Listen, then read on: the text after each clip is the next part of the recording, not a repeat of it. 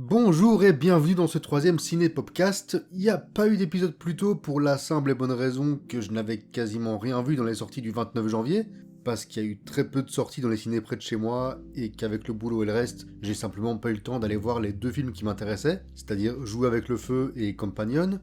J'ai rattrapé le premier, on va en parler tout de suite, et pour Companion, j'attendrai la VOD à mon avis.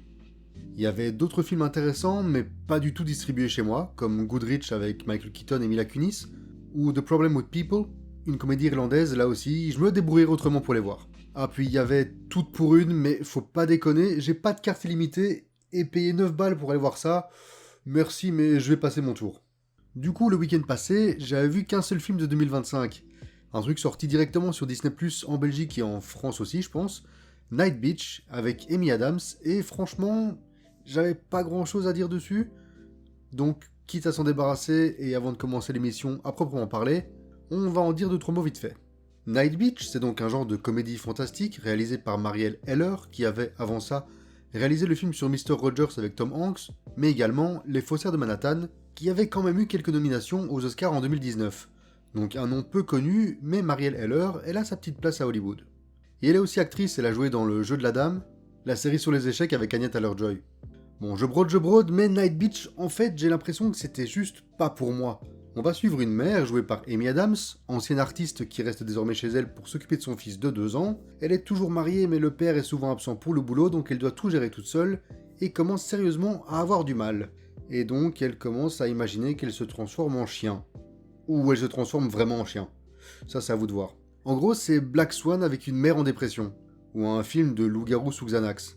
Je sais pas trop, mais je crois que je m'en fous. Enfin, en tout cas, ça m'a pas parlé du tout, peut-être parce que je ne suis pas une femme, ni un parent, ni un chien. Après, pour moi, quel que soit le sujet, si un film est bon, il peut te capter, t'attraper, et te faire l'apprécier, donc c'est pas vraiment une excuse. Amy Adams joue bien, le gamin est très mignon, mais malheureusement, j'en ai pas eu grand chose à faire. Ok, ça c'est fait, on peut commencer l'émission. Aujourd'hui, on va parler du rêve américain, du racisme en France, d'une grosse extinction de voix, et d'un spectacle de prisonniers. Et on commence tout de suite par le seul film de la semaine passée que j'ai vu, un nouvel opus dans le Vincent Lindon Cinématique Social Universe, Jouer avec le feu, qui dresse un portrait inquiétant d'une certaine jeunesse française qui flirte avec le néonazisme.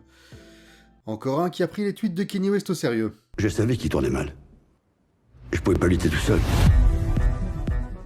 À la base, le pitch était prometteur. Ce père qui bosse sur les chemins de fer, seul avec ses 2 fils, 2 jeunes adultes de grosso modo la vingtaine, qui va remarquer que son aîné commence à avoir de mauvaises fréquentations et est de plus en plus tenté par les idées de l'extrême droite.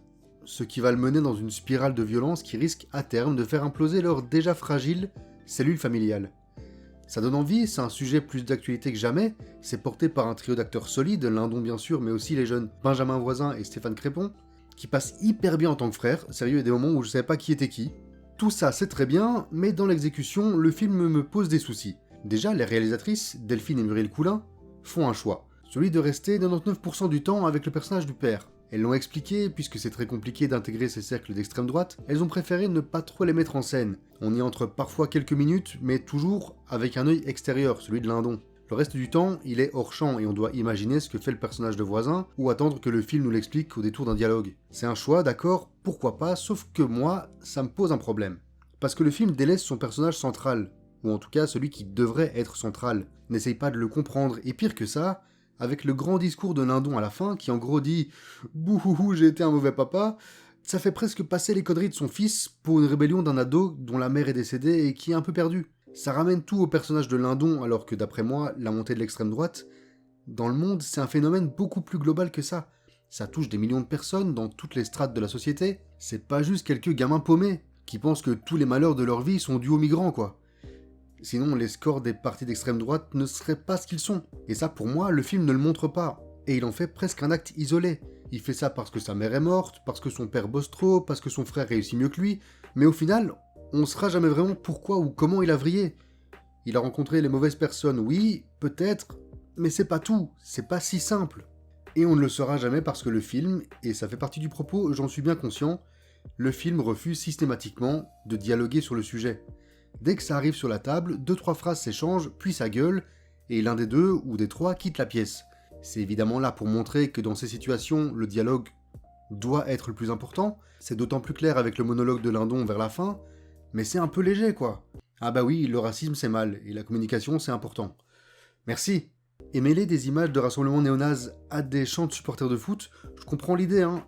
C'est un peu maladroit quand même. C'est ça en fait. Le film est maladroit. Je pense clairement que les intentions sont bonnes.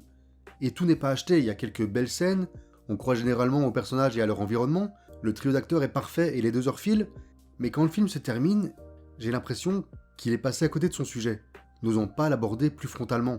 Et c'est dommage, pour un film qui dénonce le manque de dialogue dans une famille, il n'ose lui-même pas dire grand-chose.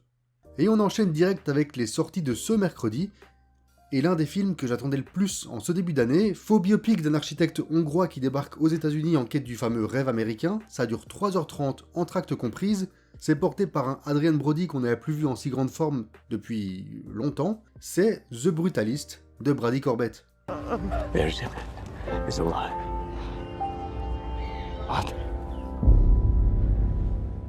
Film fleuve de 3h35, filmé en VistaVision avec une ouverture, un entr'acte de 15 minutes et un épilogue, le dispositif et toute la communication autour du film nous hurlaient à la gueule que The Brutalist n'était pas comme les autres, pour finalement nous servir un faux biopic de facture malgré tout plutôt classique. Le film est centré sur Laszlo Toth, un personnage de fiction inspiré par d'autres architectes, mais qui est purement fictionnel. Il n'a donc rien à voir avec le Laszlo Toth géologue né en 1938, ni avec le joueur de foot Laszlo Toth qui joue actuellement au FC Chapelle en 3ème division hongroise. Non, ce Laszlo, il est né en 1911, il a survécu au camp de la mort et débarque aux States à la fin des années 40, retrouver un cousin déjà bien établi à Philadelphie. Il est architecte brutaliste donc, évidemment, mais pas vraiment remis de tout ce qu'il a vécu et accro à l'opium depuis qu'il en a reçu pour soigner un nez cassé. Donc ouais, c'est un biopic sur un artiste au passé compliqué qui a des soucis d'addiction. C'est pas révolutionnaire quoi. Je vais pas trop parler de l'intrigue, vous découvrirez ça par vous-même, mais il y a quelques points à noter. Premièrement, n'ayez pas peur de la longueur du film. L'entracte après 1h40 permet de souffler un peu, c'est bien rythmé, franchement je peux pas dire que je me sois ennuyé ou que j'ai passé mon temps à regarder ma montre. J'ai eu un peu de mal juste après l'entracte, il y a une demi-heure qui m'a semblé s'étirer, mais la première partie et la dernière heure sont passées relativement vite. Parce que s'il y a une chose qu'on peut mettre à l'actif du film, c'est son intensité. Dès le premier plan séquence dans les cales du bateau jusqu'aux premières visions de l'Amérique, ça prend directement aux tripes, un sentiment qui va malheureusement un peu se dissiper par la suite. Je peux pas dire que j'ai eu un attachement émotionnel ni aux personnages, ni à leur parcours. Je parle de plan séquence, le gros point fort de The Brutalist, c'est sa forme, sa patte visuelle. Le film prend son temps, tu m'étonnes, en 3h30 il peut se le permettre. On a parfois des plans de plusieurs minutes fixes ou presque fixes, qui permettent aux acteurs de se dévoiler, de faire évoluer leurs personnages dans l'espace, pour créer du signifiant. Et à ce petit jeu-là, bien sûr, celui qui prend toute la place, c'est Adrien Brody. Impérial dans le rôle de Laszlo Toth, sûr de son talent tout en étant timide, avec ce complexe de l'immigrant, thème pour moi principal du film, bien avant l'architecture en tout cas, ça c'est clair. Quand le film y va, dans l'architecture, c'est là qu'il devient passionnant. Et pourtant, perso le brutalisme, je m'en fous complètement, et honnêtement je trouve ça souvent bien moche. Mais la mise en scène de Corbett réussit à magnifier tout ça, et il y a quelques scènes vers la fin qui sont superbes. Et tant qu'on y est, je voulais aussi souligner le passage en Italie, qui, en plus d'être un pivot narratif capital, propose quelques images carrément vertigineuses dans les carrières de marbre. Ouais, vous voyez, dès qu'on parle de la forme, là je suis plus enthousiaste. Mais un film, c'est pas que de la forme, et ici, dans The Brutalist, le fond était un peu trop conventionnel, convenu, que pour mériter tant de bruit, tant d'effets de style. Ok Brady, tu veux nous faire un grand film classique avec son entracte, etc. Mais Laszlo Toth, tu peux ajouter tous les artifices que tu veux, Adrien Brody peut être excellent, bah ton gars, ses soucis, sa famille, après 3h30, j'en ai pas grand chose à carrer. C'est un peu comme dans L'amour au présent dont j'ai parlé en début d'année. Les deux films n'ont rien à voir, hein. Mais tant dans l'un que dans l'autre, il y a un excès de style qui semble inutile et qui nuit un peu à l'ensemble. Et puis dans la dernière scène du film, venir mettre toutes ses créations en lien avec son passé, c'est bien, mais j'aurais aimé le savoir avant. Il y a plein de pistes super intéressantes, mais tu me balances ça vite fait à la fin. Frérot, t'as eu plus de 3 heures, tu penses pas que c'est un peu tard? Bref, mes yeux ont kiffé, mais dans l'ensemble, The Brutalist, c'est une déception pour moi. Mais je serais curieux d'avoir vos retours, alors n'hésitez pas à me dire ce que vous en avez pensé en commentaire, ou vous pouvez aussi venir me DM sur Insta pour discuter ciné, ça fait toujours plaisir. En attendant, on passe à la suite. Et quitte à parler biopic, est-ce qu'on n'irait pas vers un vrai biopic cette fois? Sur une personne qui a vraiment existé, mis en scène par un mec qui, lui aussi, aime la belle image. Allez, chauffez-vous la voix, on va parler de la diva, la Calas, de Maria, de Pablo Larraín, avec Angelina Jolie. Should I call you Maria or La Callas? I will sing when I am ready to sing. Pablo Larraín et les femmes au cinéma, depuis quelques années, c'est une belle histoire d'amour. Il y a d'abord eu Jackie sur Jackie Kennedy, interprétée par Natalie Portman, puis Spencer sur la princesse Diana, incarnée cette fois-ci par Kirsten Stewart, et enfin à la fin de sa trilogie de biopics sur des grandes femmes, c'est le film qui nous intéresse aujourd'hui, Maria, sur la cantatrice Maria Callas, et plus exactement les derniers jours de sa vie, en 1977, dans son grand appartement parisien. Je me permets d'ajouter à cette liste l'excellent Emma, sorti entre 2 confinements que j'avais été voir un peu par hasard et qui a fini tout en haut de mon top de l'année 2020. C'est pas exactement un biopic puisqu'il ne parle pas d'une personne ayant vraiment vécu, mais ça reste un film centré sur une femme, une danseuse chilienne en plein divorce. Voilà, je voulais juste le placer parce qu'avec Spencer, c'est vraiment mon Larraín préféré. Après, j'ai pas tout vu, il me manque certains de ses premiers films, et puis j'ai toujours pas vu Jackie. Attends, tu sais quoi ? J'arrive. Ok, donc j'ai vu Jackie, et c'était très bien.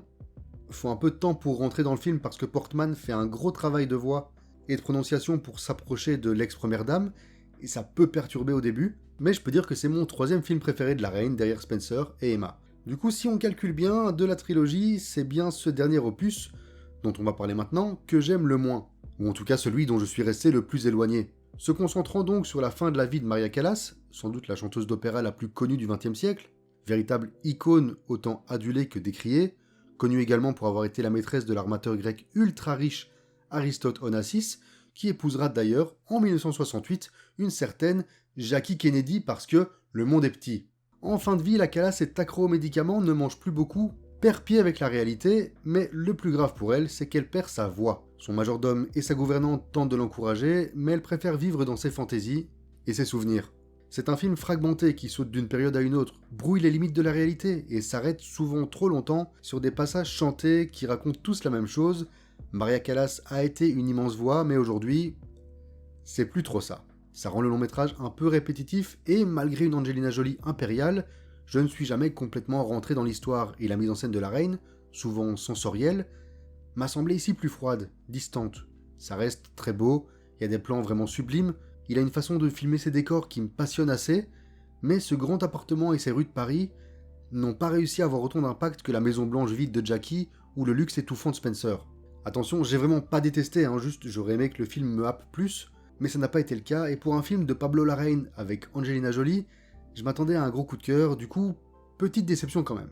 Et pour terminer, ce qui est finalement un peu par défaut et par surprise mon film de la semaine, Sing Sing de Greg Cuedar, avec Colman Domingo et plein d'acteurs non professionnels qui m'ont mis une bonne claque dans la gueule. Now, what you gotta walk in like a king. Everything is yours. I'm divine now. Yeah, this is my theater. Sing Sing pour le coup, ça n'a rien à voir avec le chant. C'est une prison de haute sécurité située à 1 heure au nord de Manhattan. Et faut savoir un truc, j'aime souvent beaucoup les films de prison. Je sais pas pourquoi, il y a une dynamique qui me plaît. Mais ici, attention, on n'est pas du tout dans un film de prison classique, où on va avoir des soucis entre les gangs, des attaques, des gardiens cruels, ou un bel arc de rédemption. Non, ici, on va faire du théâtre. Inspiré par un vrai programme présent dans la prison, un programme de réhabilitation par l'art, et interprété par une dizaine d'anciens prisonniers qui rejouent leur propre rôle, épaulé par l'excellent Colman Domingo, Sing Sing vise le réalisme et vise juste. L'histoire est assez simple, il faut monter une nouvelle pièce de théâtre, il y a un nouvel acteur qui a un caractère un peu plus volcanique que les autres, va falloir le canaliser pour arriver à ce que tout se passe bien pour tout le monde. On est un peu dans le cliché du prof qui débarque dans une nouvelle classe et va prendre sous son aile le gamin le plus difficile pour finalement en faire un super élève, ou alors le gamin va se découvrir un talent particulier, vous voyez le genre. C'est classique, mais ce qui marche ici, c'est que ce détenu, c'est Clarence McLean, joué donc par Clarence McLean, qui a réellement passé plus de 15 ans à Sing Sing et a réellement participé au programme. C'est une brute de décoffrage, il fait pas semblant, il a été ce mec-là, ce mec violent, condamné pour vol à main armée, et il est là, à jouer Hamlet. Et c'est super touchant, parce que sous ses airs de gros dur, c'est aussi un père. Un homme quoi, et sans grande tirade moralisatrice, simplement par l'image, le film nous le rappelle. Tous, quand ils sont sur scène, se transcendent, oublient quelques heures où ils sont. L'art peut aider, l'art peut sauver, oui, mais, et c'est là que le film est fort, il n'idéalise pas tout ça. Parce que quand le rideau se referme, il retourne en cellule, et certains n'en sortiront peut-être jamais. Le programme est un échappatoire, mieux que de tomber dans la drogue, c'est sûr, mais à la fin de la journée, ils sont toujours prisonniers. Une belle réussite donc, une petite surprise pour un film que je pensais allait n'être qu'un aimant à Oscar un peu trop classique, qui a réussi à venir me chercher et à me toucher avec sa vibe très douce dans cet univers aussi dur. Si vous avez l'occasion, c'est ma recommandation de la semaine, et dans une semaine où il y avait Maria et The Brutalist, j'en suis le premier surpris. Et c'est pas encore totalement fini, on va retourner un peu dans le passé, enfin, pour parler rapidement de ce que j'ai découvert de la filmo de Bertrand Blier. Petit rappel pour ceux qui n'auraient pas suivi, Bertrand Blier c'est un réalisateur qui vient de décéder il y a quelques semaines. C'était le fils de l'acteur Bernard Blier, que vous avez peut-être vu dans Le Grand Restaurant avec De Funès, ou Les Tontons Flingueurs, ou dans plein de films de Michel Audiard, lui aussi le père de l'autre. Il a également tourné chez son fils bien sûr dans Calmos ou Buffet Froid, mais revenons donc sur Bertrand. Je ne m'attendais pas du tout à ça. Je savais que ça allait être un cinéma très dialogué, il y a plein de répliques écrites par Blier qui sont devenues cultes. Je savais que j'allais voir des grosses performances d'acteurs, du Michel Blanc, Miu Miu, Patrick Devers, Jean-Pierre Mariel, beaucoup de Depardieu. Mais ce à quoi je ne m'attendais pas du tout, c'est ce côté rebelle, anticonformiste et parfois carrément surréaliste. Parfois ça passe, comme Tenue de soirée avec Blanc, Miu Miu et Depardieu, ou Préparez vos mouchoirs, toujours avec Depardieu, accompagné par Devers et une très touchante Carole Laure. Dans ces deux films, j'avais trouvé un truc, une tendresse que Blier ne faisait malheureusement qu'effleurer. Avant de, comme souvent dans son cinéma j'ai l'impression, ne pas trop savoir comment terminer son film, et s'éparpiller un peu sur la fin. Le pire dans le genre, c'est sûrement Calmos, qui promettait pourtant beaucoup avec son duo Jean-Pierre Mariel-Jean Rochefort, mais qui se terminait par un grand n'importe quoi. Et puisqu'on parle du moins bon, ça va peut-être vous étonner, mais je n'ai pas du tout aimé Les Valseuses, qui pourtant sont plus célèbres. Mais non, voir deux gars, encore Depardieu et Devers, multiplier les conneries et les agressions, et la pauvre Miu Miu au milieu qui se prend des tartes dans la gueule dès qu'elle ose ouvrir la bouche, ouais, perso, ça m'a pas trop parlé. Mais j'évoquais la tendresse, c'est clairement ce qui me plaît le plus chez Blier. Et quand il ose s'y plonger totalement, comme dans Trop belle pour toi, avec Josiane Balasco, Carole Bouquet, et vous devinerez jamais, Gérard Depardieu, c'est fou, il est partout. Mais là, c'est juste magnifique en fait. Et je dis ça d'un film où deux femmes se disputent Gérard Depardieu. C'est dire comme c'est réussi quoi. Mais mon préféré, alors que le film était casse-gueule, c'est les acteurs. Film délicieusement méta où la plupart des acteurs jouent leur propre rôle, bel hommage à ceux qui ont bossé avec lui, sublime hommage à son père dans la dernière scène, c'est drôle, touchant, juste surréaliste comme il faut, sans tomber dans des trucs ridicules, l'équilibre est parfait.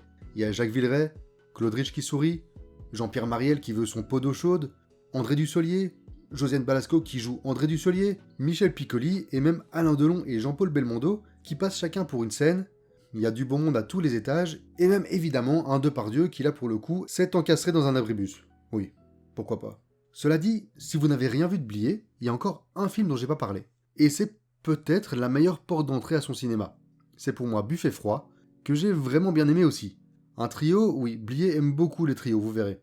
Un trio Blier, le père donc, Jean Carmet, celui qui pète avec De Funès dans La soupe aux choux, et pour changer Gégé Depardieu, dans une sorte de boucle ironique et implacable du destin dont personne ne va sortir indemne, mais où tous acceptent l'absurde des situations avec un naturel déconcertant, en sortant punchline sur punchline. C'est pas aussi provocateur que Calmos ou Les Valseuses, ni aussi conceptuel que les acteurs, mais ça capte parfaitement l'essence du cinéma de Blier, avec son humour noir et sa vision assez sombre du monde qui l'entoure. Par exemple, si vous aimez ce que peut faire Quentin Dupieux aujourd'hui, imaginez que c'est son pendant un peu plus réaliste et nihiliste. Il y aura encore plein de trucs à dire, comme son rapport très intéressant à la musique classique, sa fascination pour le désir et la domination. D'ailleurs, on va pas se mentir, mais voir Depardieu se comporter comme il se comporte dans Les Valseuses ou Tenue de soirée, aujourd'hui, ça fait un peu grimacer, mais dans l'ensemble, j'ai fait de très belles découvertes, et si ce cinéma peut vous parler, testez-en quelques-uns, je pense que vous allez y trouver votre compte. La semaine prochaine, c'est le grand retour du MCU avec un nouvel épisode de Captain America. Comment vous dire que j'ai pas forcément hâte, et on parlera peut-être aussi de Costa Gavras, des Looney Tunes et d'un film avec Jude Law sorti sur Prime. Bonne semaine à tous, découvrez de belles choses, profitez de la vie, à très vite, ciao.